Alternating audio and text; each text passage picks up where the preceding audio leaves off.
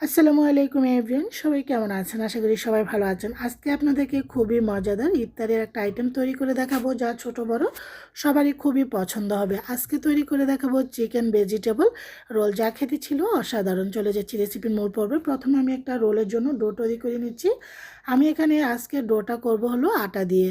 আপনারা ময়দা দিয়ে বা চালের গুঁড়ো সিদ্ধ করেও করতে পারেন, যার যেটা পছন্দ। এখানে আমি প্রায় 1.5 কাপ নিয়েছি হলো আটা। এখানে কিছুটা লবণ দিয়েছি আর দিয়ে দিচ্ছি এখানে সয়াবিন তেল 3 থেকে 4 টেবিল চামচ। এতে করে অনেকক্ষণ পর্যন্ত এটা ক্রিস্পি থাকবে এবং সফট থাকবে। ভালো করে হাত দিয়ে আটাগুলো ময়ান করে নিয়েছি। এখন নর্মাল টেম্পারেচার, আপনার গরম পানিও দিতে পারেন। আমি নর্মাল টেম্পারেচার পানি দিচ্ছি, যেহেতু এটা আটা ছিল। তো এখন একটু একটু করে পানি দিয়ে আমি ডোটা করে নিচ্ছি। একবারে পানি দেবো না, তা নাহলে নরম হয়ে যাবে। আপনারা পাতলা ডো করো, করে ব্যাটার করো কিন্তু করতে পারেন, রোলগুলো করতে পারেন। আমি রুটি আকারে বানিয়ে করব। তো আমার ডোটা কিন্তু হয়ে আসছে, যে দেখুন।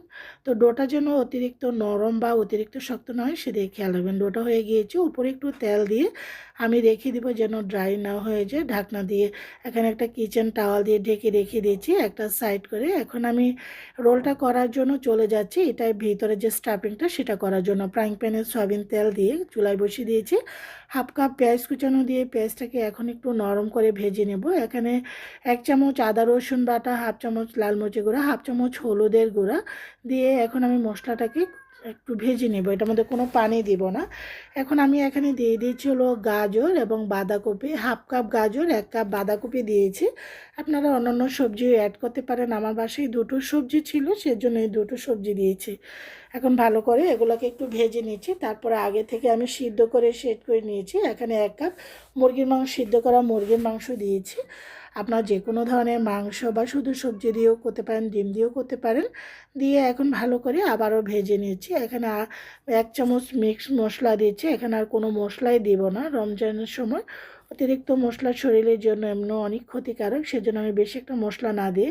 তো এখন আস্তে আস্তে করে এটা ভেজে নিয়েছি। তো আমি এটা আস্তে প্রায় হয়ে গিয়েছে। এখন ধনেপাতা এবং কাঁচামরিচ দিয়ে এটাকেও একটু আরেকটু নাড়াচাড়া 1 মিনিটের মতো নেড়ে চেড়ে তারপর উঠিয়ে নেব। আপনারা এই অবস্থায় যে কোনো টালা মশলা বা পাঁচফোড়নের গুঁড়া, গরম মশলা গুঁড়া দিয়ে উঠিয়ে নিতে পারেন। আর এখন ধনিয়া পাতার সিজন, এই জন্য ধনিয়া পাতা দিচ্ছি। আদার্স আর মশলা না দিয়ে ধনিয়া পাতার ফ্লেভারটা এই পুরোটা ভালো লাগবে। এখন উঠিয়ে চলে যাচ্ছি এখন রোলগুলো বানানোর জন্য। তো আমি এই রোলগুলো এখানে ছোট ছোট রুটি আকার বেলে নেব। ওইটা আসলে দেখালাম না। ডোটাকে আমি ছোট ছোট লেচি আকারে সব কিছু অনেকগুলো করে নিয়েছি। তো এখন রুটি বেলে নিচ্ছি এখানে আটা দিয়ে। তারপরে এটা বেশি পাতলাও হবে না, বেশি মোটাও হবে না, ওইভাবে রুটিটা তৈরি করে দেখাবো। তো এই যে দেখুন আমার সেই পুরটা এটা ঠান্ডা হয়ে গিয়েছে। আমি একটা বাটিতে করে নিয়ে নিয়েছি। এখন এটার ভেতরে যে এটা চারদিকটা একটু মুখটা লাগানোর জন্য আমি একটু পানি নিয়েছি, যেন যখন তেলে ছাড়বো সেটা যেন না ছাড়ে। এখন আমি রোলের জন্য এখানে ভিতরে যে রুটিটার ভিতরে স্টাফিংটা দিয়ে দিচ্ছি। এখন এভাবে ফোল্ড করে চারদিকটা আবার এভাবে ফোল্ড করে নিচ্ছি। নিয়ে এভাবে করে গোল গোল করে এভাবে পেঁচিয়ে নিচ্ছি। পেঁচিয়ে সামনে মুখটা এরকম পানি দিয়েছি। আপনারা আটাগুলো দিতে, পানি দিয়ে দিলে এটা আর খোলে না। এভাবে করে সবগুলো রোল আমি বানিয়ে নিয়েছি। যেমন রোলগুলো বানানো হয়ে গিয়েছে, ফ্রাইং প্যানে আগে থেকে তেল চুলায় বসিয়ে রেখেছি। এখন এক এক করে রোলগুলো দিয়ে দিচ্ছি। তা আসলে রমজানে তো আমাদের বাঙালিদের তো পেঁয়াজু বেগুনি এগুলো তো সবসময় থাকেই। ছোলা এগুলো সবসময় থাকে। তার পাশাপাশি আমরা একটু ভিন্ন কিছু আইটেম তৈরি করে থাকি সারাদিন রমজান রাখে। আর বাসায় যেহেতু ছোটো বাচ্চা আছে, ওদের নানা ধরনের আবদার থাকে। ওরা আজকে এটা খাবে, কালকে এটা খাবে। আসলে এটা যার যার সামর্থ্য অনুযায়ী, যার যার এবিলিটি অনুযায়ী দোয়া করি রাব্বুল আলামিন সবাইকে সব কিছু তৈরি করা বা সবাইকে সবার সন্তানকে খাওয়ানোর তৌফিক দান করুক। তা আমি যেরকম আমার বাচ্চাকে তৈরি করে খাওয়াচ্ছি, এরকম আরেকটা মাও যেন তার সন্তানকে তৈরি করে খাওয়াতে পারে, সেই তৌফিক দান করুক। আমার রোলগুলো আস্তে আস্তে গোল্ডেন কালার হয়ে আসছে। এই যে দেখুন খুব সুন্দর একটা কালার অলরেডি চলে এসেছে।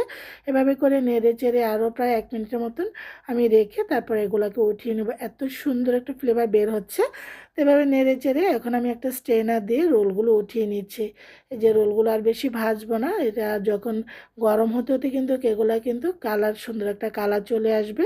তো একটা সার্ভিং প্লেটে সার্ভ করে নিচ্ছি। আমি এখানে তেঁতুলের সস এবং উপরে পেঁয়াজ রিং দিয়ে আর একটু শসা দিয়ে ডেকোরেশন করছি। ট্রাই করতে পারেন আপনারা। সবাই ভালো থাকেন। আল্লাহ হাফিজ।